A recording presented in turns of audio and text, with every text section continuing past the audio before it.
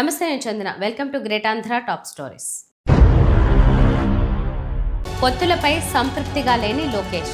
నర్సీపట్నానికి first rank ఇచ్చిన జగన్. తన భయంతో టెండర్లు వేయకుంటే మంచిదేనన్న జగన్. కుటుంబాన్ని వాడుకున్నదెంత, ప్రభుత్వం ఇచ్చిందెంత.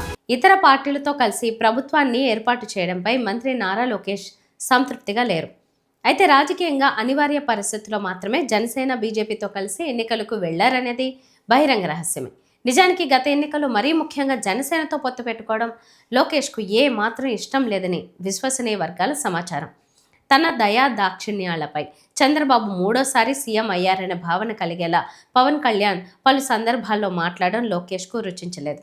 2014లో టీడీపీ బీజేపీ కూటమి అధికారంలోకి రావడానికి తనే కారణమన్నట్టు అనేక సందర్భాల్లో పవన్ చెప్పడం తెలిసిందే.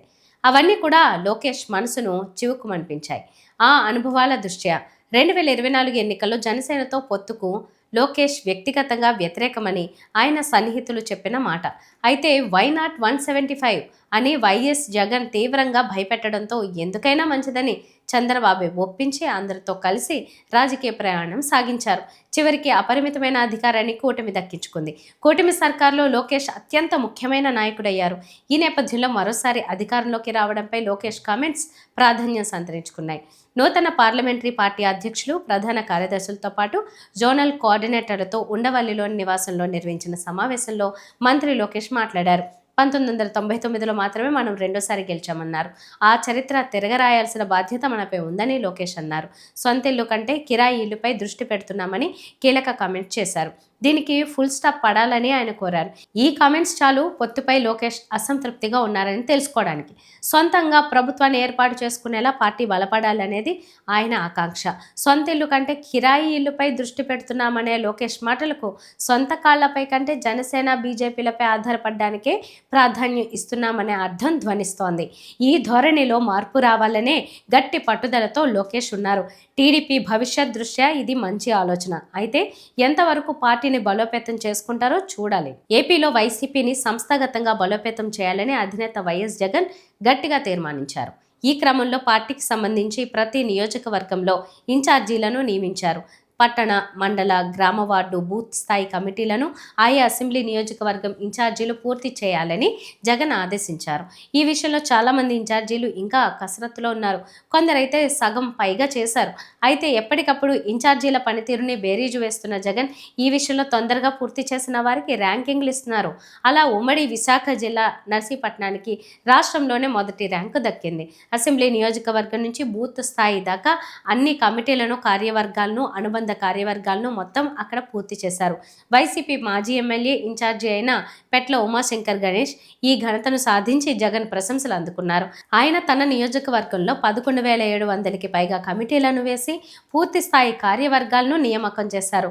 అలా పైనుంచి దిగువ స్థాయి వరకు పార్టీని పటిష్టం చేయడం పట్ల జగన్ ఆనందం వ్యక్తం చేశారు. తన భయంతో ప్రభుత్వ వైద్య కళాశాలలకు పీపీపీ విధానంలో టెండర్లు వేయడానికి ఎవరూ ముందుకు రాకపోవడంపై వైఎస్ జగన్ సంతోషం వ్యక్తం చేశారు. మీడియాతో వైఎస్ జగన్ మాట్లాడారు. అనంతరం మీ భయంతోనే మెడికల్ కళాశాలలకు టెండర్లు వేయడానికి ఎవరూ ముందుకు రాలేదని కూటమి నేతలు ఆరోపిస్తున్నారని ఏమంటారని మీడియా ప్రతినిధి అడిగారు. దీనిపై వైఎస్ జగన్ ఘాటుగా స్పందించారు. ఇందులో వివక్ష ఎక్కడుందని వైఎస్ జగన్ ప్రశ్నించారు. తన భయంతో ప్రైవేటు వ్యక్తులు ప్రభుత్వ వైద్యశాలలను దక్కించుకోవడానికి ముందుకు రాకపోతే మంచిదే కదా అని జగన్ అన్నారు. ఇప్పటికే ఏపీ హైకోర్టులో తమ పార్టీ తరపున బిల్ కూడా దాఖలు చేశామని ఆయన అన్నారు. వైద్య కళాశాలని ప్రైవేటు పరం చేయడాన్ని వ్యతిరేకిస్తూ కోటి సంతకాలు చేయడాన్ని కోర్టుకు సమర్పించినట్టు జగన్ తెలిపారు.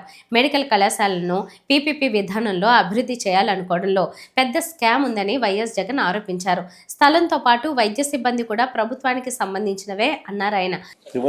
మంచిదే కదా స్వామి, తప్పేముంది? ఎవడు రావడం లేదు అని అంటే సంతోషించాల్సింది పోయి దానికి విమర్శ అంటావు నువ్వు.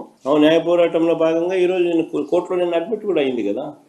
మొత్తం 1,000 సంతకాలకు సంబంధించిన ప్రజల వాయిస్ను నిన్న వైఎస్ఆర్సీపీ అఫీషియల్గా కోర్టుకు ఫైల్ చేసింది. కోర్టు దాన్ని యాక్సెప్ట్ చేసింది.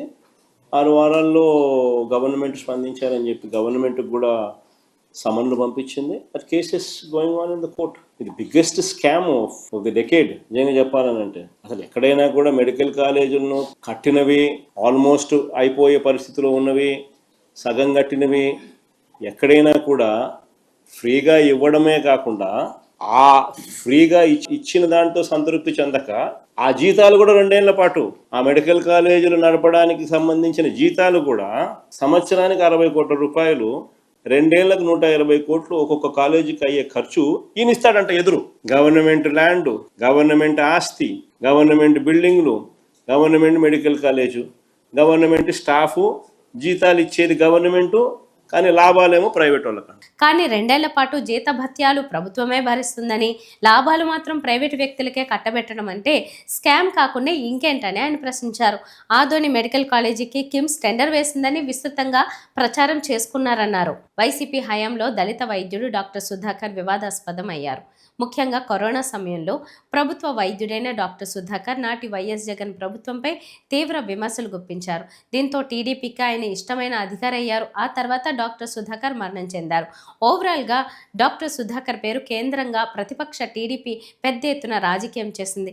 దళితుల పాలిట వైసీపీ ప్రభుత్వం కర్కశంగా వ్యవహరిస్తోందనేందుకు డాక్టర్ సుధాకర్ను చూపడంలో టీడీపీ సక్సెస్ అయింది.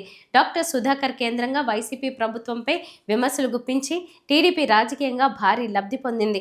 డాక్టర్ సుధాకర్ను నడి రోడ్డుపై కొట్టడం, దానిపై నాటి ప్రతిపక్ష నాయకురాలిగా వంగలపూడి అనిత కోర్టును ఆశ్రయించి సిబిఐ దర్యాప్తునకు కారణమయ్యారు. డాక్టర్ సుధాకర్పై విచారణ జరిపిన సిబిఐ హైకోర్టుకు సీల్డ్ కవర్లో నివేదిక సమర్పించారు. అందులో ఏముందో ఇంతవరకు తెలియదు. సిబిఐ దర్యాప్తు కోరుతూ హైకోర్టును ఆశ్రయించిన వంగలపూడి అనిత నేడు ఏపీ హోంశాఖ మంత్రి. ఇప్పటికైనా సిబిఐ నివేదికలో ఏముందో ప్రజలకు తెలియజేయడానికి ఆమె చొరవ చూపితే బాగుంటుంది. ఇప్పుడు మళ్ళీ డాక్టర్ సుధాకర్ వార్తలకెక్కడానికి కారణం ఉంది. సహకార శాఖలో జూనియర్ అసిస్టెంట్గా పనిచేస్తున్న డాక్టర్ సుధాకర్ కుమారుడు లలిత్ ప్రసాద్ ఉద్యోగ హోదాను ప్రభుత్వం పెంచింది. ఇందులో భాగంగా గ్రూప్ 2 సేవల కింద రెవెన్యూ శాఖలో డిప్యూటీ తహసీల్దార్గా ప్రభుత్వం పదోన్నతి కల్పించింది. బాధితులకు న్యాయం చేయడం మంచి పరిణామం. అయితే డాక్టర్ సుధాకర్ కుటుంబాన్ని రాజకీయంగా వాడుకున్న దానికి వెలకట్టలేం. టీడీపీ పొందిన రాజకీయ లబ్ధి కంటే అతని కుమారుడికి ఇచ్చింది తక్కువే అని అభిప్రాయం వ్యక్తమవుతోంది. ఇవి వాటి టాప్ స్టోరీస్. మరిన్ని అప్డేట్స్తో కలుద్దాం. నమస్తే.